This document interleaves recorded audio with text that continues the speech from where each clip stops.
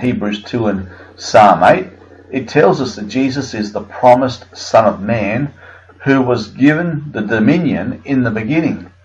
We can see the connection between these two references and how they both draw upon the thoughts and ideas of Genesis chapter 1. By thinking upon what this is saying, we learn that God's purpose with man, spoken of in Genesis 1, is speaking prophetically of the Son of Man, even Jesus. This is the important point that is often overlooked. Jesus is this Son of Man, whom God made strong for his own purposes to be outworked in him, as Psalm 80 verse 17 speaks. Jesus often applied this term, Son of Man, to himself.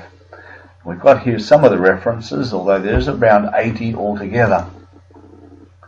Now let's look at Psalm 8 verses 4 to 6.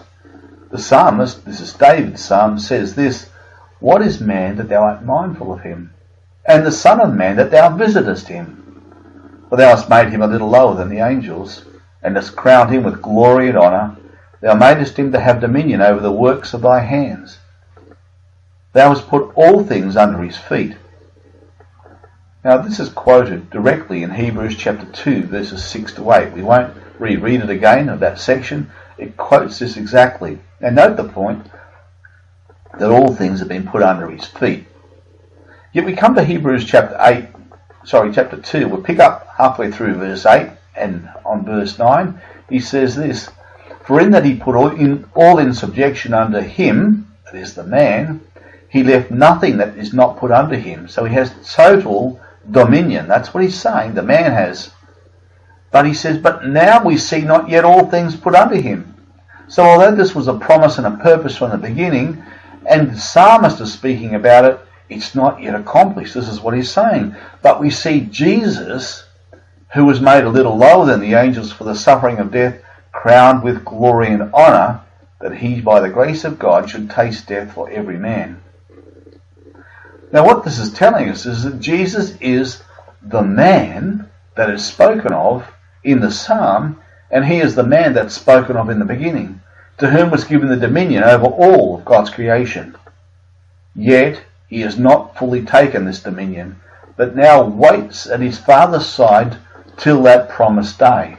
Now we know that's the case because Hebrews 10 verses 12 to 13 tells us plainly that he's waiting for that time when his enemies are made his footstool, that is, they're under his feet, and he takes the rulership.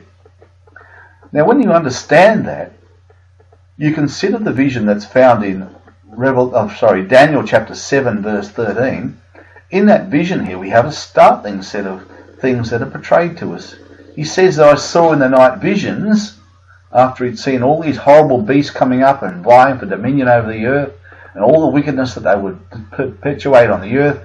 He says, "And behold, one like the Son of Man came with the clouds of heaven. And he came to the Ancient of Days, and they brought him near before him." Notice that.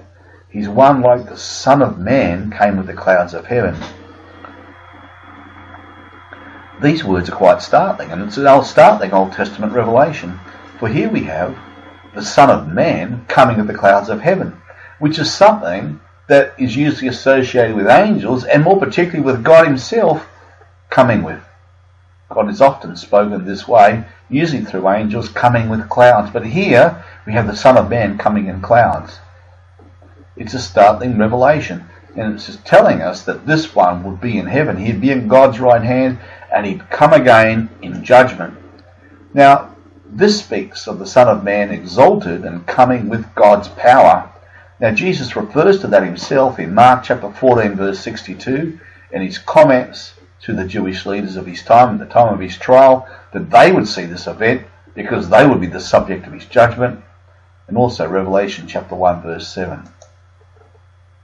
So let's come on to our last section here, confessing that Jesus is the Son of God.